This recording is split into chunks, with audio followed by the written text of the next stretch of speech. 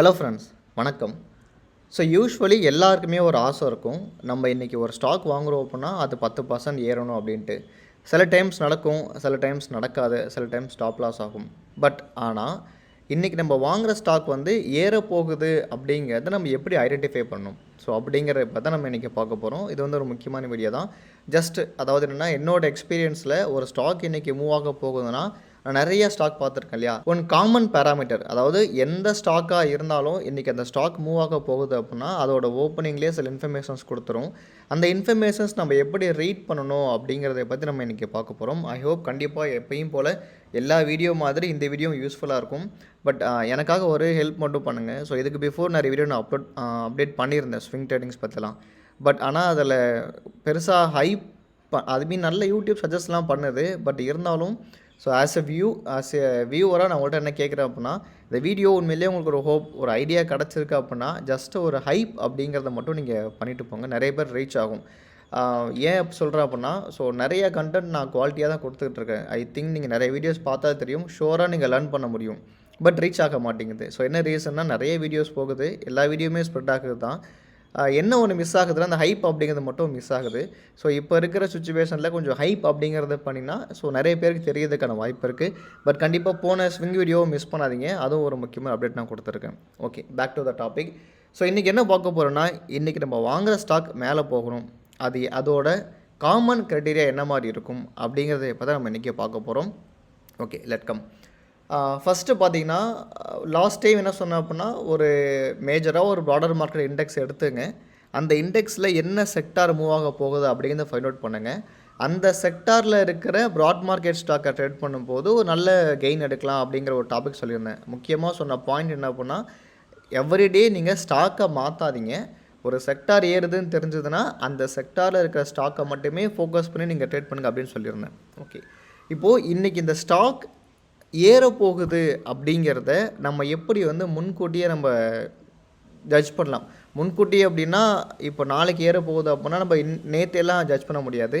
கரெக்டாக அந்த market open ஆகும்போது ஓகே, இன்றைக்கி இந்த ஸ்டாக் தான்ப்பா ஏறப்போகுது, இது பர்ஃபார்ம் பண்ண போகுது அப்படிங்கிறத நம்ம எப்படி ஐடென்டிஃபை பண்ணலாம் அப்படின்னா, ரிலேட்டிவ் வால்யூம் வச்சு நம்ம ஐடென்டிஃபை பண்ணலாம்.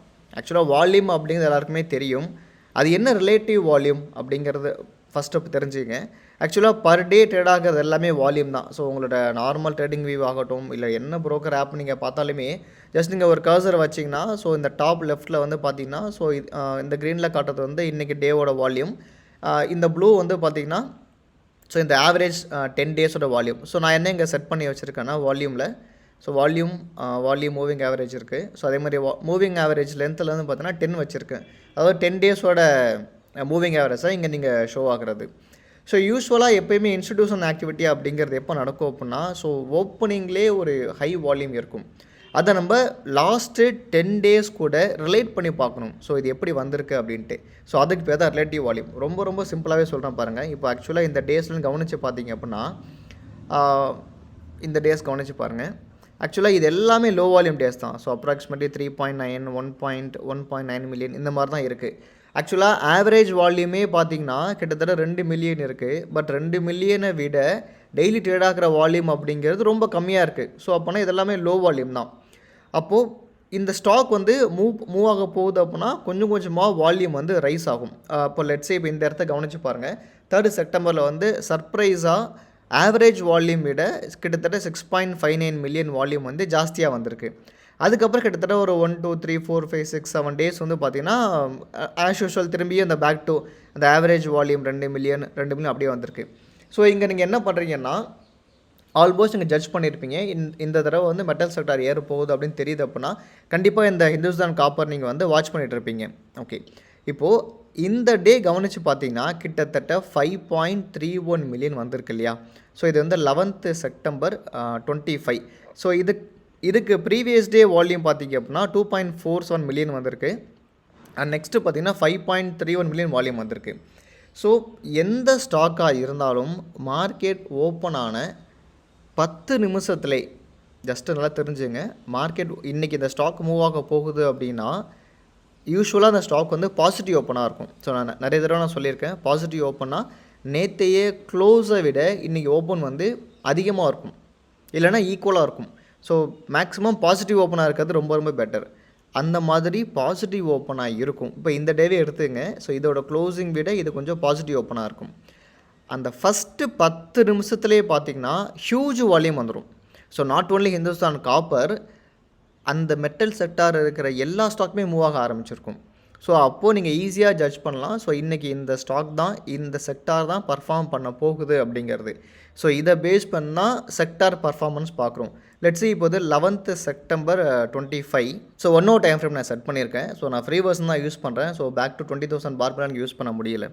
ஸோ ஆக்சுவலி இந்த டேஸில் நீங்கள் கவனித்து பார்த்தீங்கன்னா, ஸோ 2nd செப்டம்பர் விட 3rd செப்டம்பரோட இன்னொரு கேண்டிலோட வால்யூம் பார்த்தீங்கன்னா ஆல்மோஸ்ட் 2.06 மில்லியன் வால்யூம் வந்திருக்கு. இதுக்கு பிஃபோராக பர் டேவோட வால்யூமே ஆவரேஜ் நம்ம 2 தான் பார்த்தோம். பட் இந்த ஒரு கேண்டிலில் மட்டும் பார்த்தீங்கன்னா 2.06 மில்லியன் வால்யூம் வந்திருக்கு. ஸோ இன்னொரு திங் ஞாபகம் வச்சுங்க, ஒரு ஸ்டாக் ஒரு ஸ்ட்ராங் வால்யூமோட மூவ் ஆகுது, பிரேக் ஆகுது அப்படின்னா அந்த லோவை அந்த ஸ்டாக் வந்து திரும்பியும் டெஸ்ட்டே பண்ணாது. ஸோ அதான் நம்மளோட எஸ்எல்லாகவே இருக்கும். அன்றைக்கி டே ஓப்பனிங்கில் 10 நிமிஷத்தில் அதிகமான ரிலேட்டிவ் வால்யூம் வந்துட்டு அப்படின்னாலே அந்த ஸ்டாக் ஷோராக மூவ் ஆக போகுது அப்படிங்கிறது அர்த்தம். ஸோ நல்லாவே மூவ் ஆகும். இப்போது நேற்று மார்க்கெட்டில் நீங்கள் விஇடிஎல் பார்த்தாலும் சரி, ஹிந்துஸ்தான் ஜிங்க் பார்த்தாலும் சரி, ரெண்டுமே பாருங்கள், ரெண்டுமே ஜூனியர் 50யோட ஸ்டாக் தான், ரெண்டுமே சேம் சினேரியோவாக இருக்கும். ஓகே, ஸோ இதுதான் ஃப்ரெண்ட்ஸ் ரிலேட்டிவ் வால்யூம். ஸோ இன்றைக்கி இது பர்ஃபார்ம் பண்ண போகுதுன்னா இந்த மாதிரி ஸ்ட்ராங் ஓப்பனாக இருக்கும். ஸோ யூஸ்வலாக வர்ற ஆவரேஜ் வால்யூம்க்கு ஈக்குவலாக கிட்டத்தட்ட பார்த்திங்கன்னா ரிலேட்டிவ் வால்யூம் வந்து 1%, அதாவது 1% அப்படின்னா அந்த 2 மில்லியன் ஆவரேஜ் வால்யூம் இருக்கு இல்லையா, ஸோ அதுக்கு ஈக்குவலாக அந்த 10 நிமிஷத்துலேயே வந்துடும். அப்படி வந்துச்சுன்னா அன்றைக்கி அந்த ஸ்டாக் வந்து ஷூராக மேலே போகுதுன்னு அர்த்தம். இஃப் இன்ஃபேக்ட் அந்த ஸ்டாக் நல்லா அந்த மாதிரி வால்யூம் வந்து டவுன் சைடில் போயிடுச்சு அப்படின்னா அதை நீங்கள் திரும்பி ட்ராக் பண்ணுங்கள். ஏன்னா அதை நாங்கள் ஸ்குவாட் அப்படின்னு சொல்லுவோம். அது ஏன்னா ஹை வால்யூமில் ஓப்பன் ஆகிட்டு டவுன் சைடு போகுதுன்னா அது திரும்பி ஒரு சப்போர்ட் பண்ணி டேர்ன் அரவுண்ட் ஆகும். ஸோ அங்கே நீங்கள் ஆப்பர்ச்சுனிட்டியை பார்க்குற மாதிரி இருக்கும். ஸோ இதுதான் ரிலேட்டிவ் வால்யூம். இப்போது இதை நீங்கள் என்ன பண்ணக்கூடாது அப்படின்னா, இதில் என்ன தப்பு பண்ணுவாங்கன்னு ஃபஸ்ட் நான் சொல்லிடுறேன். இப்போது இதை நீங்கள் ஃப்ரீயாகவே நீங்கள் ஸ்க்ரீன் பார்க்கலாம். நீங்கள் ட்ரேடிங் வியூவில் நீங்கள் ஜஸ்ட்டு வந்து நீங்கள் ஃப்ரீ ஸ்க்ரீனரை நீங்கள் ஓப்பன் பண்ணிட்டீங்க அப்படின்னா, ஸோ நீங்கள் எந்த ஸ்டாக்னு எடுத்துங்க. ஃபார் எக்ஸாம்பிள் நான் இப்போ இங்கே வந்து ஸ்மால் கேப் வச்சுருக்கேன், ஜூனியர் 50 நான் வைக்கிறேன். ஸோ ஜூனியர் 50 இது ஃப்ரைடே மார்க்கெட் முடியும் போது. ஸோ இங்கே பாருங்கள், ஹிந்துஸ்தான் ஜிங்கோட இதில் ப்ரைஸ் சேஞ்ச் வால்யூம்னு இருக்கும், பக்கத்தில் ரிலேட்டிவ் வால்யூம்னு இருக்கும். ஸோ நீங்கள் அதை ஷார்ட் பண்ணிக்கலாம், அப் சைட்லேயே வைக்கலாம், டவுன் சைட்லேயே நீங்கள் தாராளமாக நீங்கள் சூஸ் பண்ணிக்கலாம். லெட்ஸே ஹிந்துஸ்தான் ஜிங்க்கும் விஇடிஎலும் சேம் செக்டார் தான். ஸோ இது ஓப்பனிங்கே வந்து ஸ்ட்ராங்கான ஒரு வால்யூம் வந்திருக்கு. நான் நேற்று டேட்டா நான் ஷோ பண்ணலை. ஸோ ஏன்னா as per the SEBI rule 3 மந்த்துக்கு பிஃபோர் இருக்க டேட்டா தான் ஷோ பண்ணணும். ஸோ அதுக்காக தான் நான் முன்னாடி இருக்க டேட்டா நான் காமிக்கிறேன். ஸோ நீங்கள் இதை செக் பண்ணி பாருங்கள், நான் சொல்லுவேன் கிளியராக புரிய வரும். காமன் நேரத்துலேயே ஹிந்துஸ்தான் ஜிங்க்கும் பாருங்கள், விஇடிஎலும் பாருங்கள், ஒரு வால்யூம் வந்திருக்கும். ஆஃப்டர் தட் அது திரும்பியும் கீழே போயிட்டு அந்த லோவர் டெஸ்ட்டே பண்ணியிருக்காது, சூப்பராக மேலே வந்திருக்கும். ஸோ இந்த காமன் நேரத்தில் இந்த ரிலேட்டிவ் வால்யூம் அப்படிங்கிறது பார்த்திங்கன்னா கிட்டத்தட்ட 0.8 தாண்டிடும் அந்த ஃபஸ்ட்டு காமன் நேரத்துலேயே. ஸோ அப்போ நம்ம ஈஸியாக அண்டர்ஸ்டாண்ட் பண்ணிக்கலாம் இன்றைக்கி இந்த ஸ்டாக்ஸ் வந்து மூவ் ஆக போகுதுன்னு சொல்லிட்டு. Not only the single stock, கம்பைண்டாக ஒரு செக்டார் மூவ் ஆகுது அப்படின்னாலே ஓகேவாக தான் இருக்கும். இப்போ இந்த பிளேஸில் நீங்கள் பார்த்தீங்கன்னா ஜிங்க், விஇடிஎல், ஜிண்டால் ஸ்டீல், இது 3மே மெட்டல் ஸ்டாக்ஸ் தான், இது 3மே மூவ் ஆகியிருக்கும். ஸோ அதே மாதிரி உங்களுக்கு ஃபேவரட்டாக என்ன செக்டார் இருக்குது அப்படிங்கிறத பாருங்கள். லெட்ஸே நான் அன்றைக்கி கேபிட்டல் மார்க்கெட்னு சொன்னேன் இல்லையா, அந்த கேபிட்டல் மார்க்கெட்டில் இருக்க நிறைய ஸ்டாக் மூவ் ஆகியிருக்கும். ஸோ இன்றைக்கி கேபிட்டல் மார்க்கெட்டில் பார்த்தீங்கன்னா ரிலேட்டிவ் வால்யூம் ஹையாக இருக்குது என்னென்னா சிடிஎஸ்எல், கேஃபின் டெக். ஸோ அப்போது இந்த செக்டாரில் இந்த ஸ்டாக் இன்றைக்கி மூவ் ஆகுது அப்படிங்கிறத இந்த ஃபஸ்ட்டு இந்த 15 மினிட்ஸே ஒரு நல்ல ஒரு வால்யூம் வந்துடும். நான் குரூப் ஆஃப் ப்ராடர் ஸ்டாக்ஸ் நான் காட்டுறேன். பட் நீங்கள் என்ன பண்ணணும் அப்படின்னா உங்கள் வாட்ச் லிஸ்ட்டில் இருக்கிற ஸ்டாக் எது மூவ் ஆகுது அப்படிங்கிறத பார்க்கணும். இப்போ ஜேபிஎம்ஏ பார்த்தீங்கன்னா கிட்டத்தட்ட 71.64% ரிலேட்டிவ் வால்யூம் வந்திருக்கு. Welspun corporation also a metal stock தான். இப்போ ஜிங்க், காப்பர், விஇடிஎல், ஸ்மால் கேப்பில் இருக்கிற Wel corp, and then IIFL, CDSL, Data Patterns, இதெல்லாம் ஃபாலோயிங்கில் வந்திருக்கு. பட் த ஹியூஜ் வால்யூம் அப்படிங்கிறத பார்த்தீங்கன்னா ஜேபிஎம்ஏலையும் வெல்கார்ப்லையும் வந்திருக்கு. இப்போ ஜேபிஎம்ஏ is correlated to Olectra. So ரெண்டுமே கிட்டத்தட்ட ஒரே மாதிரி ஸ்டாக் தான். அப்போ நீங்கள் ஒலக்ட்ராவும் செக் பண்ணி பாருங்கள். ஸோ இந்த மாதிரி உங்கள் வாட்ச் லிஸ்ட்டில் இருக்கிற ஸ்டாக் அன்றைக்கி பர்ஃபார்ம் பண்ண போகுதுன்னா அது பாசிட்டிவ் ஓப்பனாக இருக்கும்.